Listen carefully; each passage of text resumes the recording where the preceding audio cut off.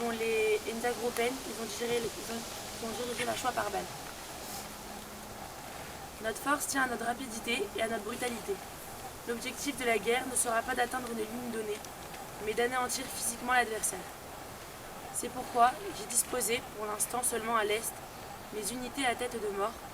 Elles ont reçu l'ordre de mettre à mort sans merci et sans pitié beaucoup d'hommes, de femmes et d'enfants, d'ascendance et de langue polonaise. C'est la seule manière pour nous de conquérir l'espace vital dont nous aurons besoin.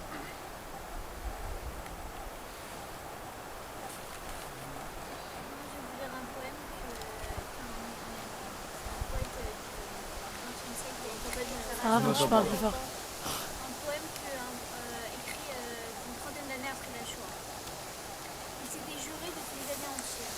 Tous les juifs devaient mourir. Et comme Caïn fut tué Abel, le sang des juifs allait couler à flot pour désaltérer le sol assoiffé sur lequel ils cesseraient d'exister. Il les rechercherait dans les villages et les menait tout droit au carnage. Debout, nus, le long des fossés creusés, hommes, femmes, enfants, nouveau-nés recevaient une seule balle tirée, à bout portant gratuitement dans le dos. La nuque, la tête, l'agonie de la mort durait parfois 2 ou 3 jours, et le sol vibré par manque d'amour. 1500 fossés disséminés, renfermant les ossements des sacrifiés. Juifs en Ukraine, 1 500 000 assassinés par balle, loin des camps de concentration, victimes de l'horreur, des nazis et de vils tueurs sans honneur.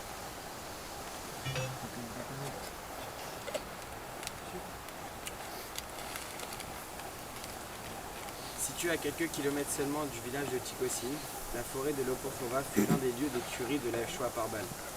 Le 25 août 1941, les Allemands convoquèrent les Juifs de Tikosin sous prétexte de construire des fosses anti-chars pour empêcher l'avancée de l'armée de l'URSS. Au fur et à mesure, les Juifs se rendèrent compte que ce ne sont pas des fosses anti-chars, qu'ils étaient en train de crever. Plus de 1400 Juifs se font fusiller le 25 août 1941 et plus de 700 le lendemain. Les autres furent déportés dans le ghetto du village voisin.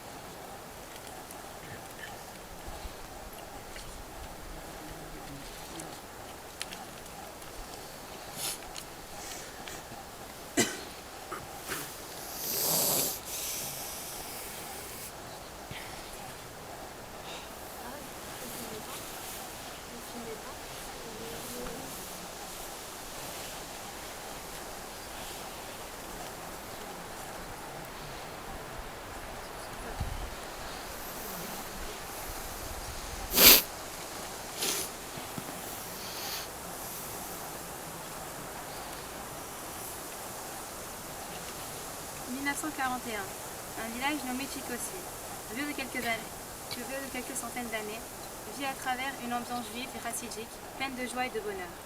Les enfants courent dans la rue et s'amusent. Leur rire résonne encore dans les murs. Puis vient le jour. Des SS se chargent d'emmener ces juifs dans cette forêt, en ayant comme prétexte de construire un barrage aux communistes qui progressent. Les traces sur lesquelles vous avez marché sont celles de juifs courant pour creuser leur propre tombe, sans le savoir. Pensez à ces enfants qui n'ont pas pu voir leur enfant grandir et se marier. Ils ont pourtant hurlé le schéma en gémissant, et ils ont tout fait pour mériter une vie. Vous avez un village, vivez paisiblement, pour, au final, s'éteindre dans ces fosses. Ne voyez pas cela comme une défaite, non.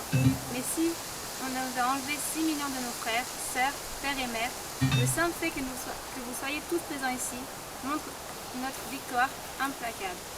La force du peuple juif ne réside pas dans le drame, la force du peuple juif ne réside pas dans les armes ou autres. Elle réside dans le fait que celui-ci se relève toujours après être tombé. Alors relevez-vous, ne pleurez pas, séchez vos larmes et pensez au futur.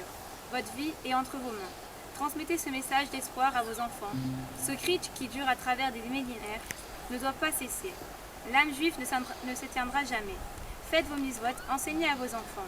Notre retour en Israël a été difficile. C'est dur de tout quitter, mais nos frères seraient fiers de vous.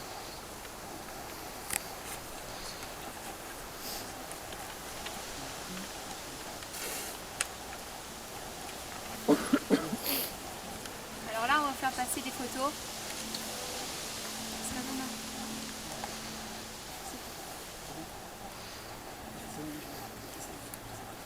Ok, donc moi c'est un témoignage d'une fille qui s'est rescapée.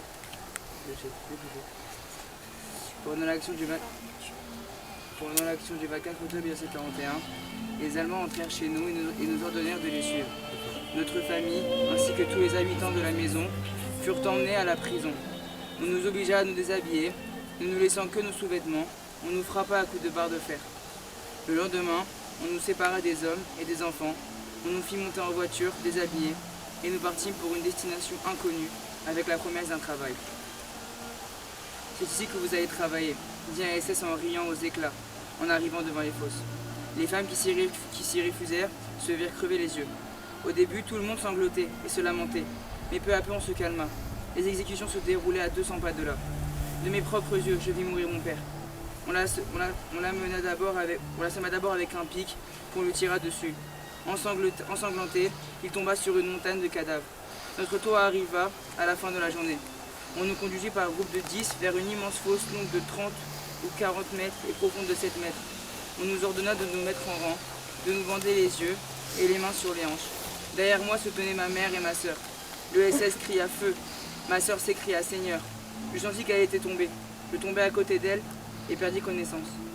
À l'aube, je repris mes esprits.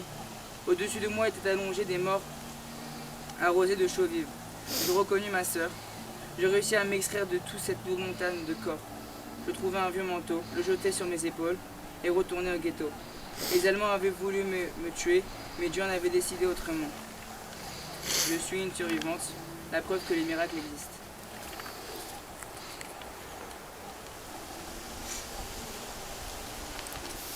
Alors ça c'est des photos des gens dans les fosses. On va vous faire passer.